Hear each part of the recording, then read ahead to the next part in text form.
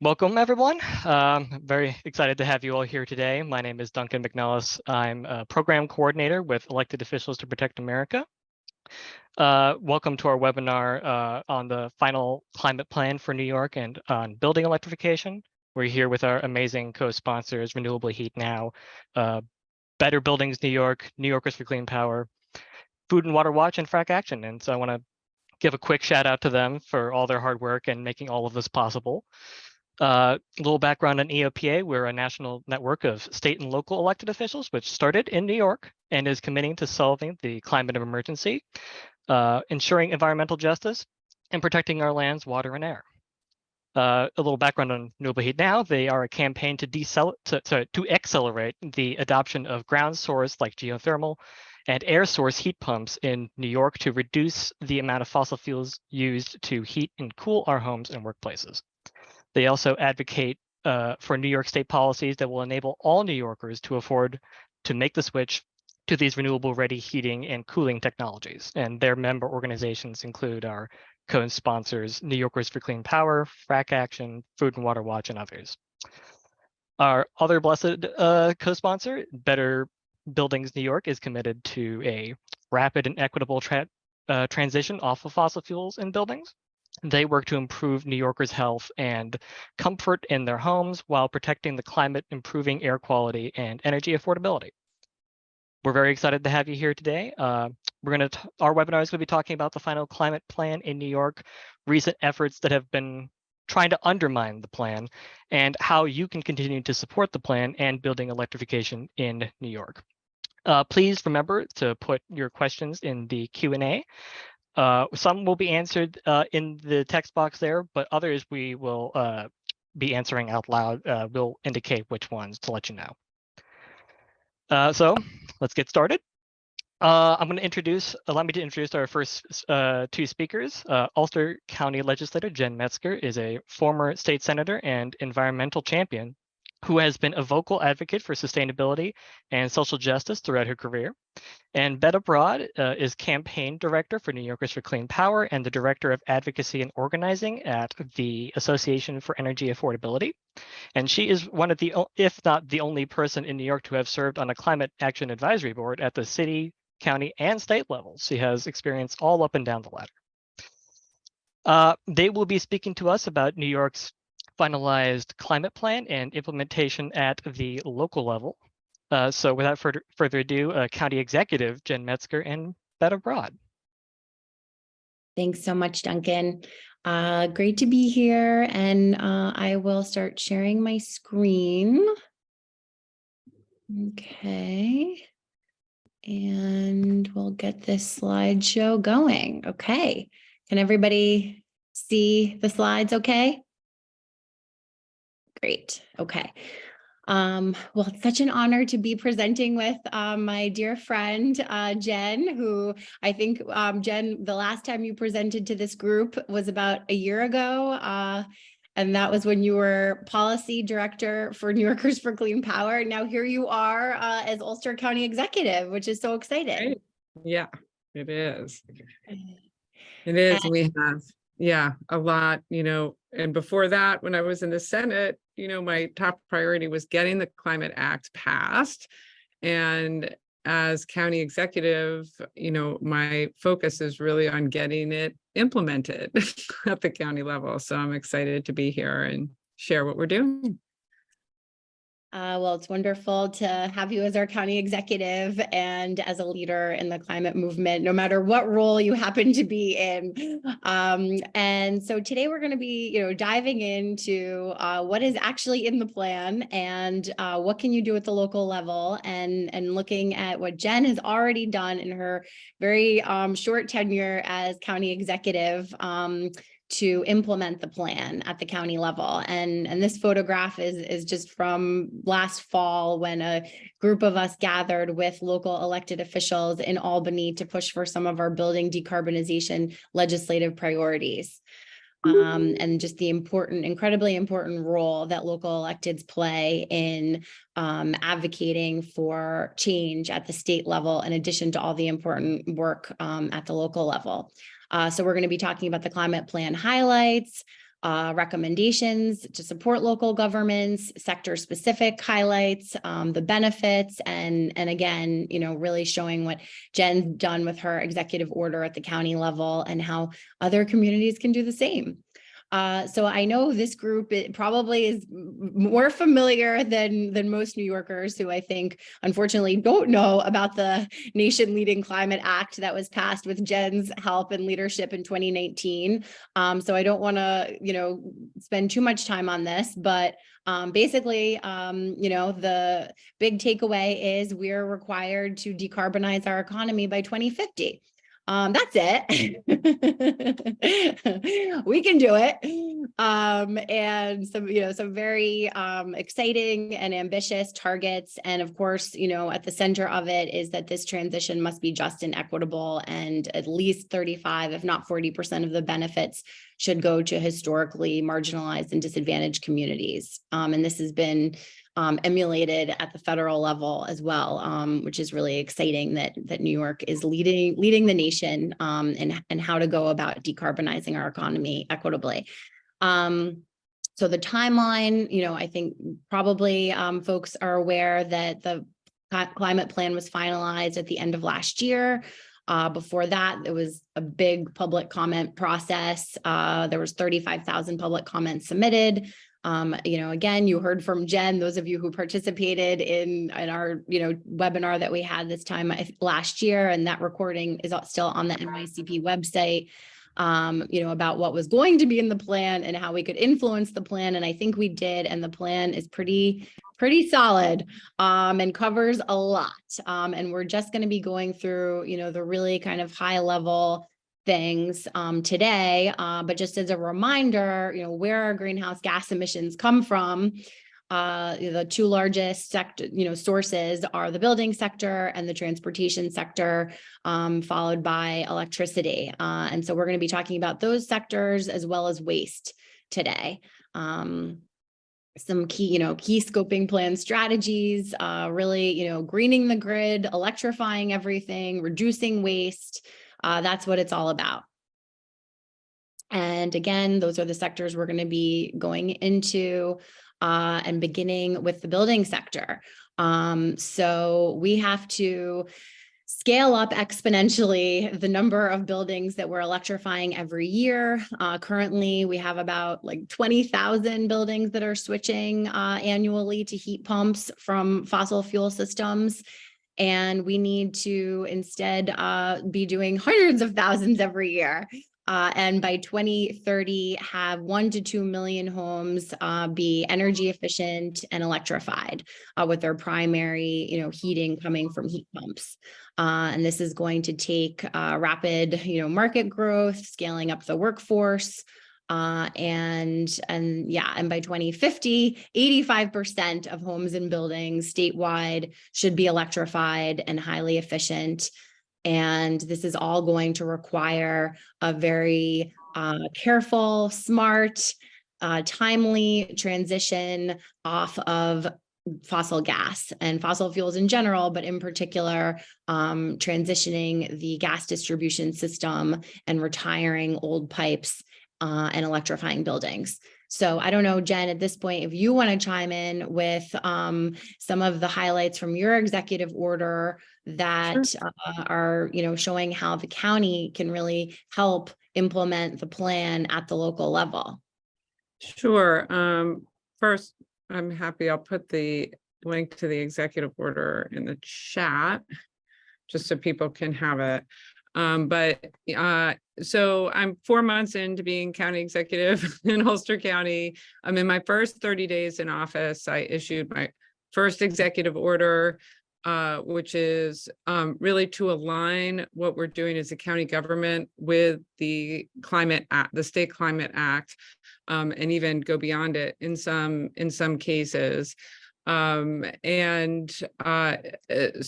it first of all commits the executive order commits the county to the emissions reduction and equity goals of the CLCPA that Betta reviewed earlier, as well as the equity and climate justice goals of the CLCPA, which is a really important component of it.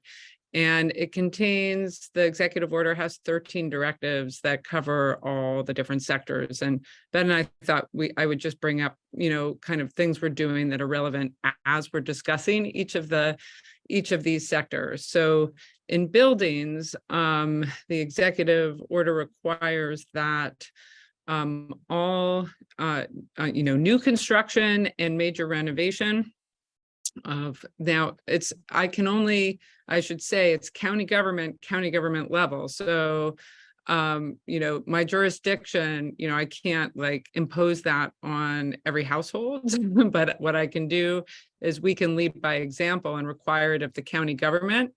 So there are two sides of what we're doing. One is all county government buildings and facilities, new construction, major renovation has to be has to first of all comply with the most recent version of the New York State stretch code, which is a higher level of a more stringent energy code. It has to be all electric. If it's new construction, it has to have on-site solar. And in the case of both new construction and major renovation, it has to also have EV infrastructure, electric vehicle infrastructure. And as an example, we're creating a new crisis stabilization center for mental health for the county. It's in an existing building, but we're doing major renovation to it. So it's going to comply with the stretch code, and it's going to be geothermally heated and cooled. The parking lot's going to have EV infrastructure. So that's a project we're working on right now. In addition, anything that we're funding, another priority area of mine is affordable housing. So any project that we're funding, we're requiring that too, a new construction, a major renovation, that it's all electric, complies with the stretch code. And we have several projects in the works. For existing buildings, we are, whenever HVAC systems have reached the end of their useful life, you have to first consider all electric alternatives. So for instance, our HVAC system just went on our probation department building. So we're going to be going with air source heat pump system and not just just replacing the current gas system.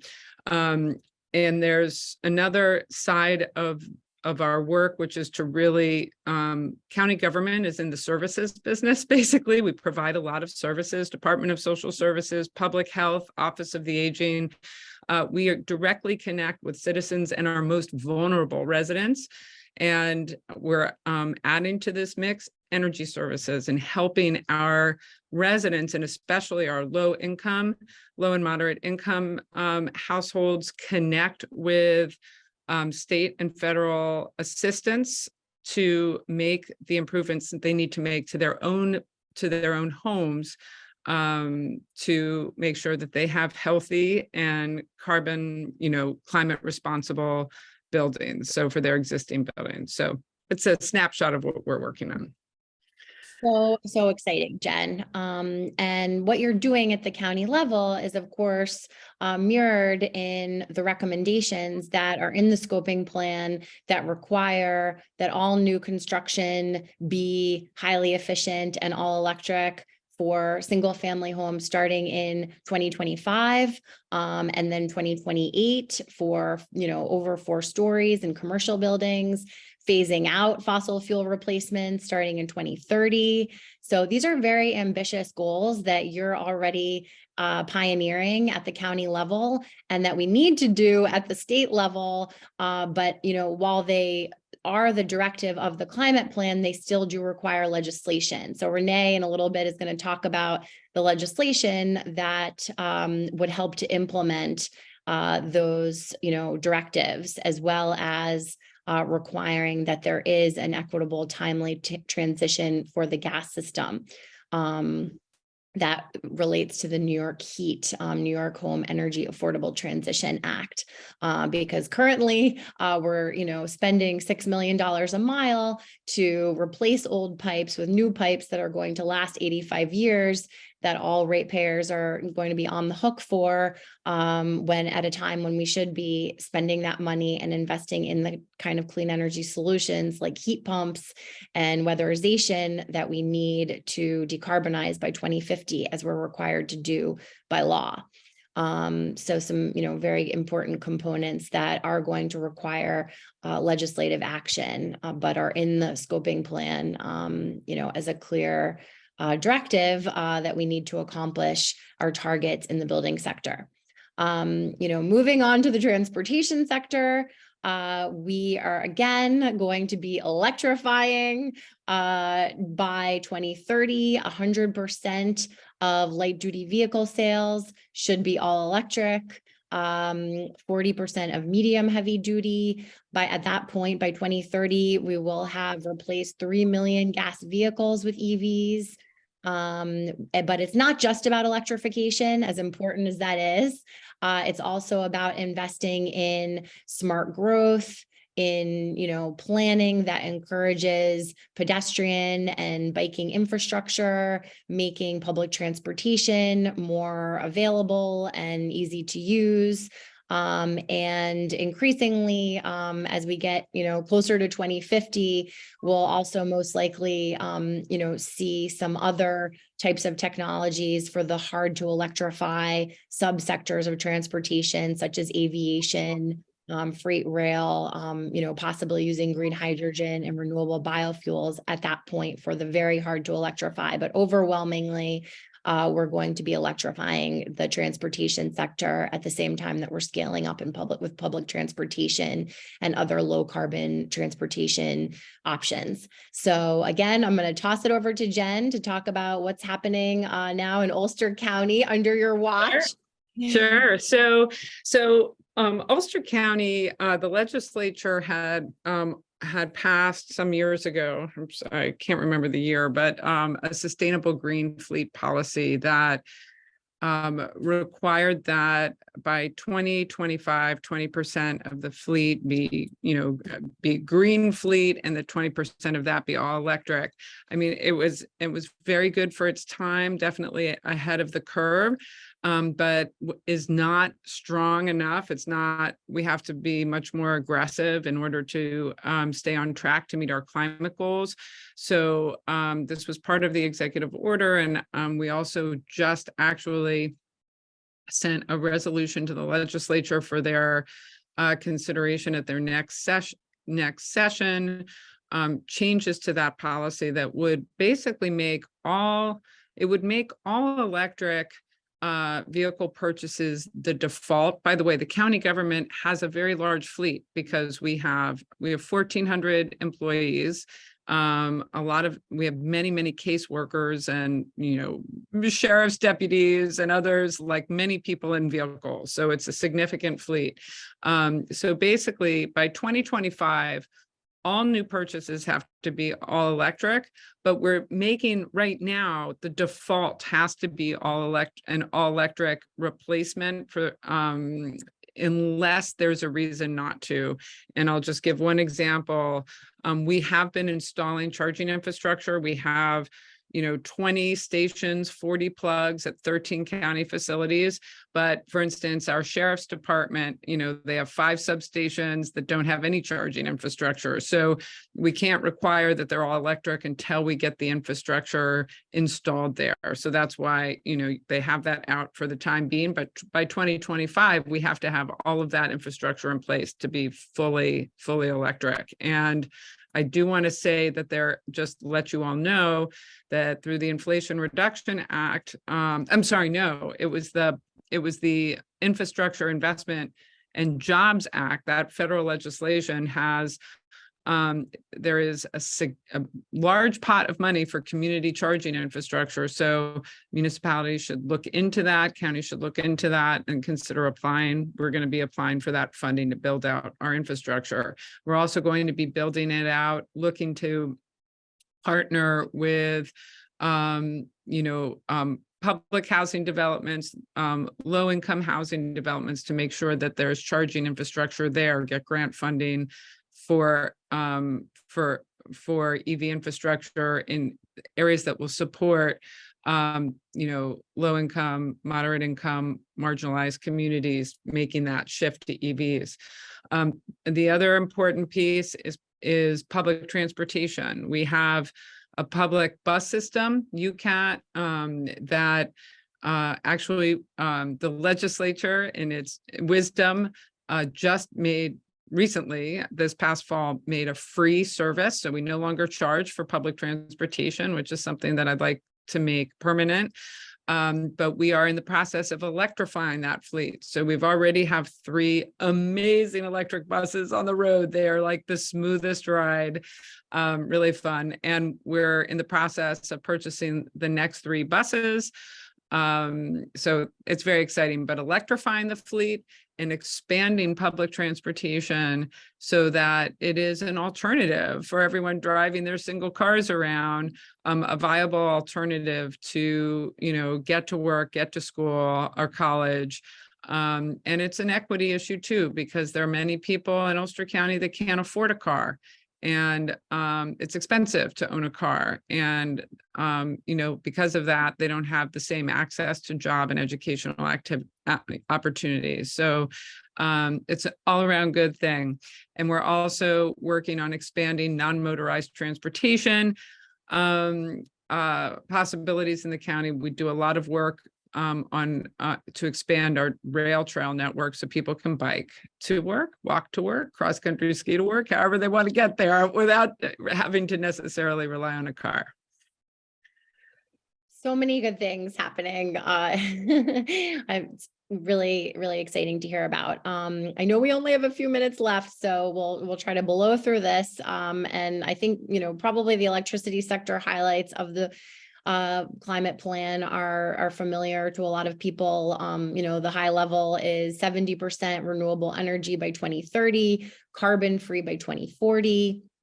Really scaling up distributed rooftop solar, energy storage, offshore wind, land-based wind, utility scale solar, and most likely, because we're electrifying everything, we're going to see electricity consumption double by 2050. And we're also going to be shifting to a winter peaking system by 2035. So a lot of changes happening in that sector, but it's going to be a very exciting ride between now and 2050, and a lot that we can do at the local level, which again, I will pass it over to Jen to talk about what we're doing in Ulster County. Yeah, so the executive order requires that all county-owned buildings and facilities be assessed for on-site solar and battery storage, and sets a target of sourcing all of our electricity needs from local renewable sources by 2030. Where the county's already at 35, we're at 35%, but we got a ways to go in the next 7 years. So we're really aggressively looking to reach those goals. And we also the legislature just passed a resolution, which I just signed, that creates a $2.5 million grant program for grants to municipalities to support their solar and or EV charging infrastructure projects up to $100,000 per municipality. It's enough funding for all 23 municipalities to apply if they'd like. So we want to also support those efforts by local governments as well. And I'll leave it at that for now. Great. So waste, since this is not my area of expertise, but is certainly an important one, Jen, and since we're running low on time, I will just have you talk a little bit about what you're doing at the county level to achieve the state's targets on waste. Yeah. So, organic waste in landfills, organic waste is a significant source of methane emissions. As we know, that's a highly potent greenhouse gas. And our best chances of addressing near-term dangerous temperature rises is to really reduce methane emissions. So tackling organic waste is critical. The state did an what was called an integration analysis for the scoping plan for the state climate action scoping plan that we're talking about now, that just modeled different scenarios. And basically in all scenarios, it showed to stay on track to meet our climate goals, we have to be diverting 100% of our organic waste from landfills and incinerators by 2030. So I have set that as a target for our county. It's a very ambitious goal, but we have to get there. And really, shrinking. There's a whole other issue in New York State where the landfills are filling up. We're running out of space for landfills. So there's a lot of forces that are really, driving us toward needing to reduce waste. But we are, I have, just as a demonstration project, we're doing a composting pilot for all county government operations that is just being put together now, and started discussions with our Ulster County Resource Recovery Agency about strategies for diverting all of our waste by 2030. Oh, and I should mention one other thing that's really important that municipalities can do and counties can do. So we just sent a resolution to the legislature with an updated procurement policy so there's organic waste, but then there's all the other waste that we have. So we've updated it. It's a much stronger, sustainable procurement policy now.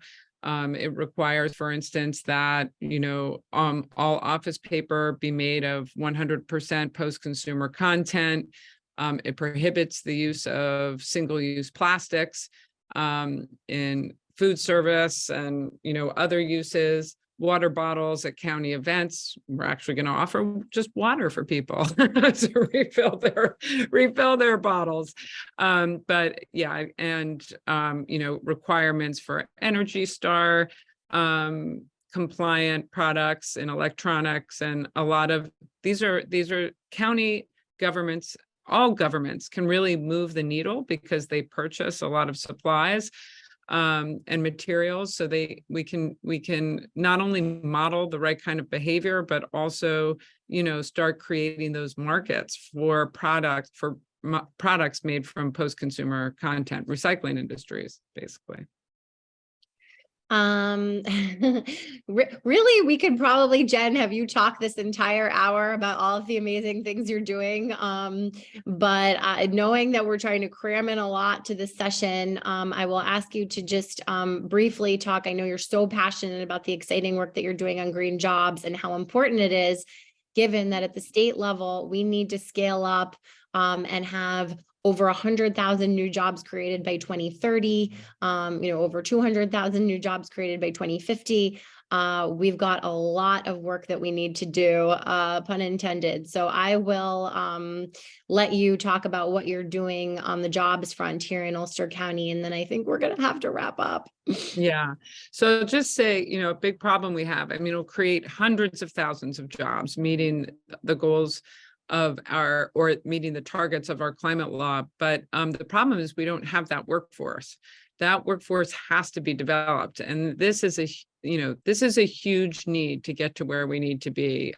So one of my top priorities is I'm working with our educational partners, SUNY Ulster, our community college, SUNY New Paltz, and other workforce development partners to create a workforce innovation center for the green economy, and really, and that center will be working with businesses to make sure that we're clean energy businesses, to make sure that we're designing our curriculum to meet their needs, so that we're really creating a pipeline for people in our communities, right into well-paying jobs. And part of that vision of this center is there'll be childcare, there'll be public transportation to get there, so that we can really help folks who face those barriers from entering the market, from entering this job market, enable them to get over those barriers. It's wonderful and so necessary. And I'll just give a very brief plug to a new initiative that we recently launched called Clean Energy Careers NY. And you can go to the website, cleanenergycareersny.org, to see we're having events across the state to really get at this issue of the need to scale up equitable clean energy careers pathways, and would love to work with, local elected officials and municipal officials all over New York to, see more of these events and collaborations happen, because we know there are so many local economic benefits that unfortunately our opposition, the fossil fuel industry, is poisoning people, or trying to, with their misinformation. And so we need to push back on that, and about the reality of the benefits and the job growth that we're going to see. Okay, before we really wrap up, I did just want to have this slide that you all could see that there are some very important recommendations in the plan for supporting local government efforts to implement these targets and to make them a reality on the ground. I think, Jen has been doing an excellent job in her few months in office, and maybe we can capture some of the, the high points and some of those funding opportunities that you mentioned, Jen, in a follow-up, and we can also send these slides. And again, touching on, we're up against the most profitable industry in the history of the world, the fossil fuel industry. They're doing their best to slow down implementation. And so that's why it's so important that we all work together and we make this a transformative change happen as quickly and as equitably as we can. And we've seen it before. I love this picture on the left. You have a 1900 Fifth Avenue with all horse-drawn carriages and one car, and a short time, a dozen years, 13 years later, you have all cars and one horse-drawn carriage. And hopefully we're going to see a similar transformation here in New York and nationwide. And it's, thanks to leaders like you, Jen, and many of the folks on this, meeting today that are going to help make it happen. So, thank you so much for all of your incredible work. And here you are signing your executive order, which was such an exciting day. So thank you. It was just beginning. All right. Well, thank you so much. Yeah, thank you all. Thank you all for having us present, and we're happy to. I don't know if we're going to have time for questions, but yeah, we'll try to answer a few. Well, it's awesome. Thank you so much for all that critical information today. That was amazing. We are going to have a Q&A at the end, but we'll have time to answer some questions. To answer one, we will be, this webinar is being recorded, so we'll be making sure to send out the recording to all of our attendees here today. And I also want to give a shout out to Anshul Gupta, who is helping us answer questions today. And that he is an expert on these topics and has been working with all of our organizations on pushing this work forward in New York State. So I want to thank him very much. Moving right along, our next speaker is Beacon City Councilmember Dan Aymar-Blair. He's a dedicated public servant who's been actively involved in getting New York closer to meeting the goals laid out by the CLCPA. He is a leading advocate for climate action and has worked tirelessly to promote sustainable development and fossil fuel phase out. And he's here to speak on the groundbreaking all-electric code for new construction in Beacon. So without further ado, the floor is yours, Dan. Thank you. Thanks, everybody, for having me. Beacon, New York is in the mid-Hudson Valley on the Hudson River. We're a city of 15,000 people, only 4.5 miles wide. Sometimes we can move things a little more quickly at our scale. But where this all started was in 2020. The Beacon City Council and the mayor passed a resolution that we would seek to exceed New York State's emissions goals.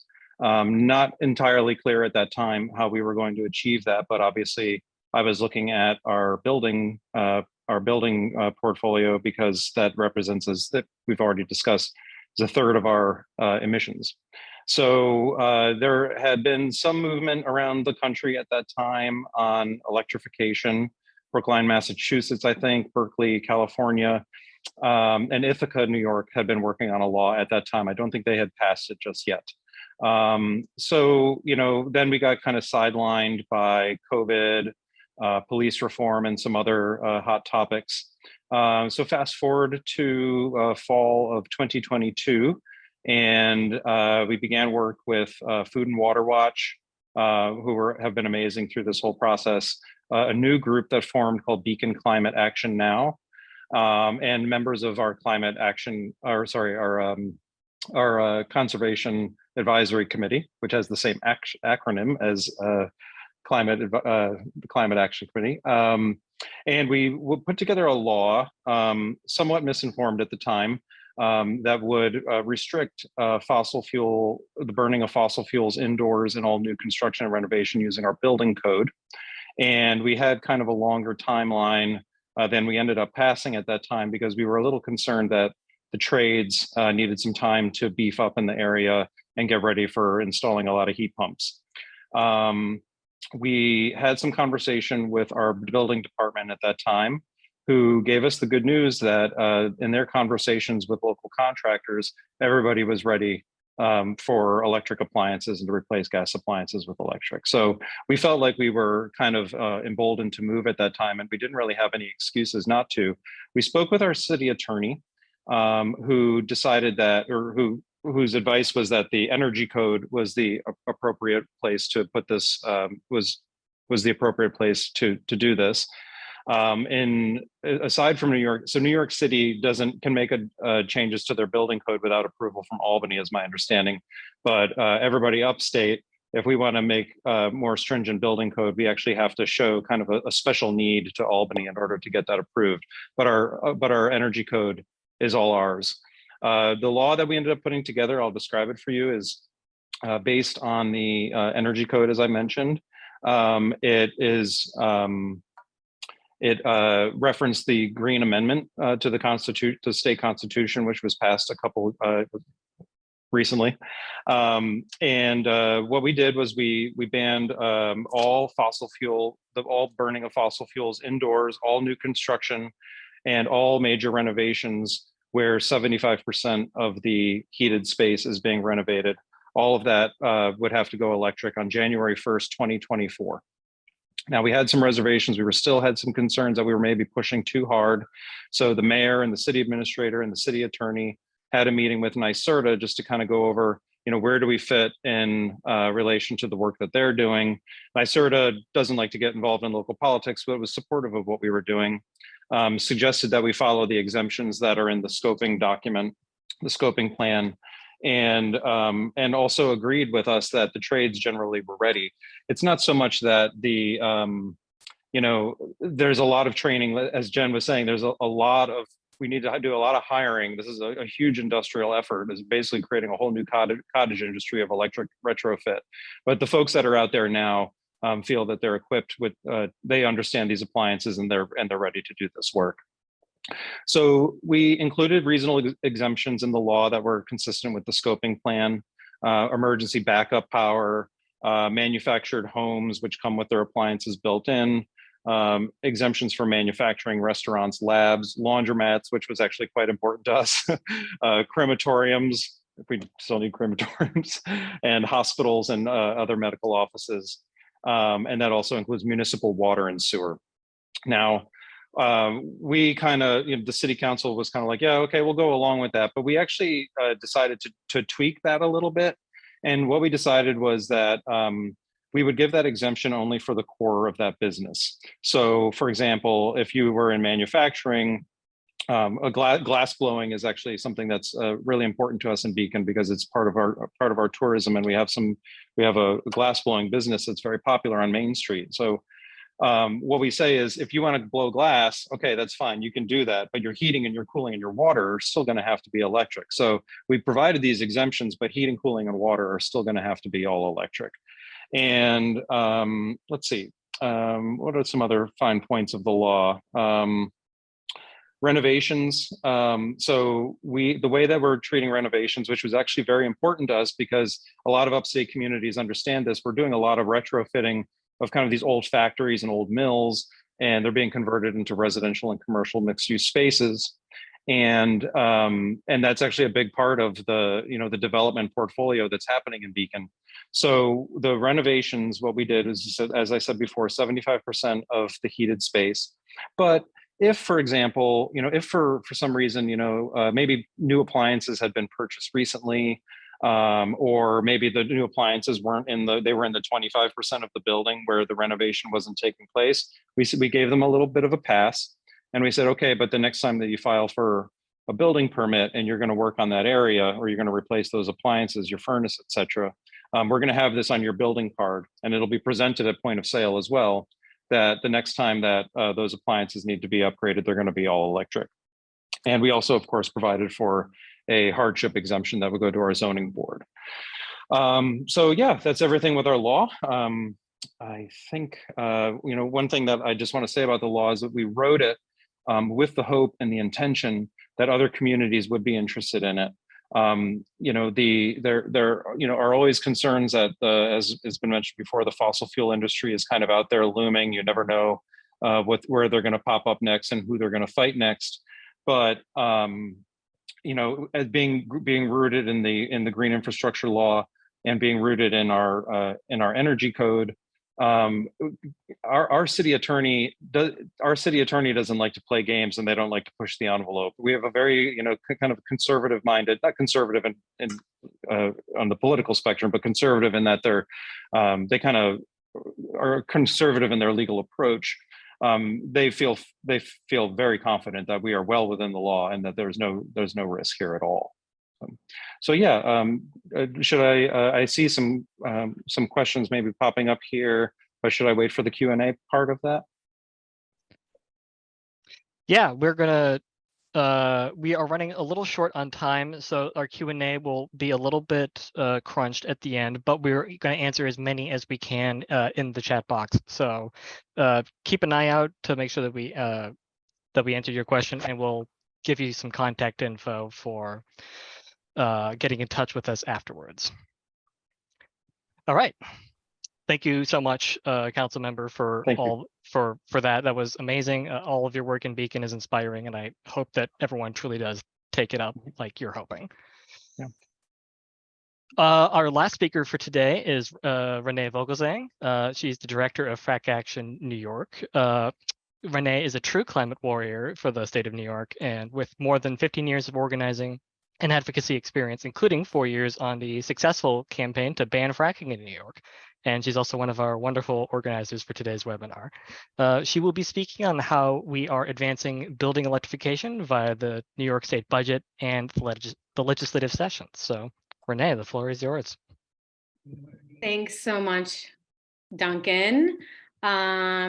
Good to see everyone. Thanks everyone for joining us. And, just once again, wanted to say thank you to all the local elected officials and staff and leaders who are here who participated in passing resolutions for New York State's climate action plan. A big part of getting that to be the strongest plan possible with the best policies we're going to push forward right now is because of work in speaking out and megaphones from people like you who are very important to our state elected leaders. So thank you so much. And I know we have a very small window of time. I do want to note that a lot of these topics we could do an entire webinar on just, of the great work in Ulster County, the great work in Beacon, the climate plan, especially the building electrification work that we all focus on, our co-sponsoring groups today. So we can, do more webinars. We plan to do more presentations to you all and kind of narrow in and zero in on this work. I'm going to share my screen really quick here so you can see our legislative package here in New York. So one of the organizations that co-sponsored today's Renewable Heat Now. We also are with a group called Better Buildings NY. And we have a package of bills here that we are all pushing to either get passed in New York State's budget or in the legislative session. Now, we thought we would have a budget done by the time we spoke with all of you today, but as many of you or most of you probably know, we do not have a budget yet. We're hoping to see it maybe this week, but we'll see. We're all holding our breaths here. And two bills that we've really been pushing here are the All Electric Building Act, co-sponsored by Senator Brian Kavanaugh and Assemblymember Emily Gallagher, as well as the New York Heat, which stands for New York Home Energy Affordable Transition Act, co-sponsored by Senators Krueger and Rachel May, as well as Assemblymember Fahey, Patricia Fahey. We're also pushing a bill called the Energy Efficiency, Equity, and Jobs Act. And I can touch on that a little at the end. There's also some other great legislation, like the Stop Climate Polluters Pay Act, but I'm not going to be able to really get into that. But I can send you some links to all of these things. And I did put a link in the chat to this PDF. So you will have access to this in on hand. If you want to use it, refer to it. We could use your voice in getting these bills passed in the budget, which we're hoping for. And if whatever does not get done in the budget, we are then switching gears to getting this done in the legislative session. Here's some of our main organizations that are a part of this movement, who are pushing for all this building electrification work. And I do want to say, and sorry that I'm kind of speed talking, but we don't have a lot of time left. That when I talk about electrification, electrification in its broader term, does include transportation, et cetera. Our groups are very focused on building electrification for a lot of obvious reasons, like 32% of our greenhouse gas emissions in New York State are coming from the building sector. There's a lot of data coming out that you may have seen about the health impacts of burning fossil fuels in our buildings, which I think was touched on earlier, including in New York State. A new study came out showing that 19% of childhood asthma cases in New York are attributable to gas stove use in the home. And it's also just more cost efficient in the long run. So there's a lot of reasons why we are transitioning our buildings off of burning gas and oil, switching to heat pumps, air source and or ground source / geothermal heat pumps, as well as induction or electric stoves, preferably induction, and energy efficiency measures in our homes and buildings as well. And also hot water heat pumps. So, here's all these benefits, right? That we've talked about a little bit for why we are moving into building electrification. Jobs and economy, we can create tons of jobs from all different angles of this work. In their local jobs, right? And so that's really important, especially with thermal energy networks is kind of a new element of this work. So, heating and cooling an entire building development, or block, in a neighborhood that is, really cutting edge and exciting opportunity. Health and safety, we talked a little bit about that with childhood asthma, other respiratory issues, as well as energy affordability. Fossil fuels, gas is very volatile. And, in the long run, this is going to save us a lot more money, be more cost efficient to be relying on electricity, electric appliances powered by a renewable energy grid, and then climate change, of course. So, we have our goals set by the climate plan. Massive amount of emissions are coming from inside our buildings that are contributing to climate change. And that's I think a new element to this work that people are learning, that it's not just the fossil fuel facilities and plants and fracking and shipping and piping. It's also the mini pipelines that go through our neighborhoods and into our homes and the appliances in our homes that are contributing to the climate crisis. So with that said, probably the biggest piece of legislation you've heard about that we've been really sounding, the alarm for in Albany is the All Electric Building Act. I do want to know, this is new construction. This is not all buildings, although, someday, right? And that's something we are working towards in this transition as soon as we possibly can. But in the meantime, this is like a no-brainer piece of legislation calling for the transition to new construction, all electric and new construction. And that would be, here's kind of just some information about it. And you all have this PDF on hand. Why it's important. But I will say that the bill that we are pushing for calls for new construction starting in 2024 for buildings under 7 stories and 2027 for buildings above 7 stories. And, kind of made the case for why we need to do that. So that is a big piece of legislation that we are hoping to get done in the budget here. And so, everyone put good thoughts out into that as we wait for the budget. The other piece of legislation that is very critical to this and talks about equity and affordability and, just transition and cost, right, which is on the forefront of a lot of New Yorkers' minds, is the New York Heat Act, which stands for Home Energy Affordability Transition. And this is kind of just the basics. You can, again, read through this on your own, and there's some bullet points here on what it does. One big, a big element of this is that we are subsidizing gas in New York State. And, as ratepayers, we are essentially paying to expand gas, unfortunately, according to a public service, commission law, so the one law that, this bill is going to address is the 100-foot rule, and which is a part of the public service law. And the 100-foot rule essentially dictates that the utility hook up new gas customers at no charge to them, provided that their building is within 100 feet of an existing gas main. And that cost will get spread across all of us utility customers. And it really adds up. And the 100-foot rule costs New Yorkers roughly $200 million a year between the years of 2017 and 2021. So we are looking to get rid of that rule, instead make sure that we have funding and funding this transition to electric appliances and electric buildings, and making sure that this is something that all New Yorkers can afford. And the one piece of this bill that addresses that too is a cap on energy bill, on the energy bills for low to middle income households, to make sure that no more than 6% of their income is spent on their energy bills.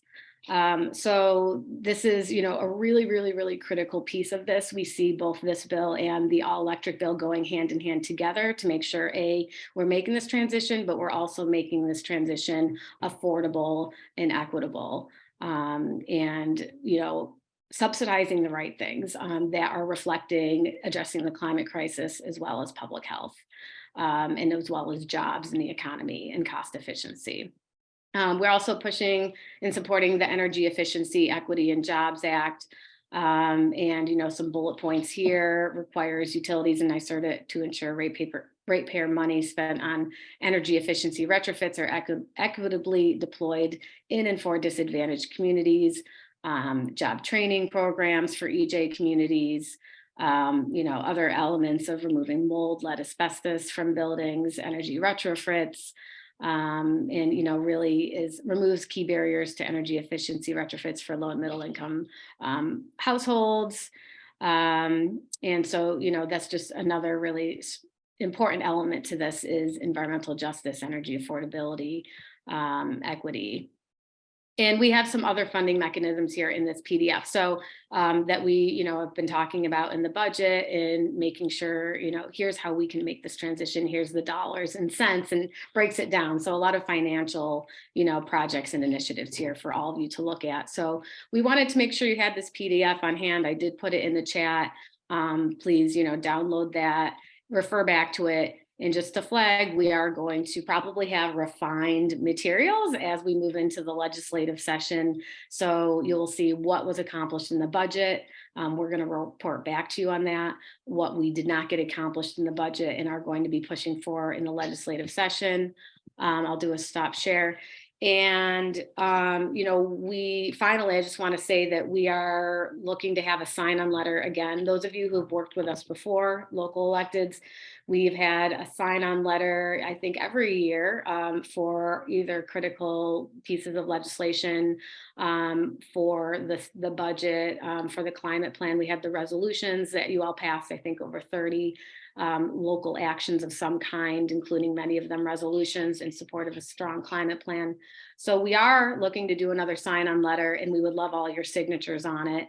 And I will say that's one of the takeaways for you today, is that be on the lookout from us for a sign-on letter for the legislative session. We're going to need all the help we can get. There is a huge effort on behalf of the fossil fuel and gas industry to push back against our work. And we need all of the most powerful voices in New York State to join us in speaking out on this. So, and there's also some other links. I see Anshul put a link in there for an organizational sign-on in support of New York Heat, which, you know, has some more details of New York Heat in there as well. And I'm sure we have a lot of other questions we're trying to answer. I think most of them in the chat or in the Q&A box, given, you know, we're a little bit short on time, but we kind of put 4 different webinars in one webinar today. So thanks for kind of like getting a little bit of like a power hour of issues here that we kind of really went through. And we look forward to organizing some more events like this in the future with you all. And I'll pass it back to Duncan. Awesome. Thank you so much. That's all the critical information, and I'm glad you're getting it out there. As she said, we are out of time, so we are going to wrap up for today. Thank you so much, everybody, for attending. We will follow up with recording of the webinar and try to answer any unanswered questions. So thank you all for attending, and have a great day.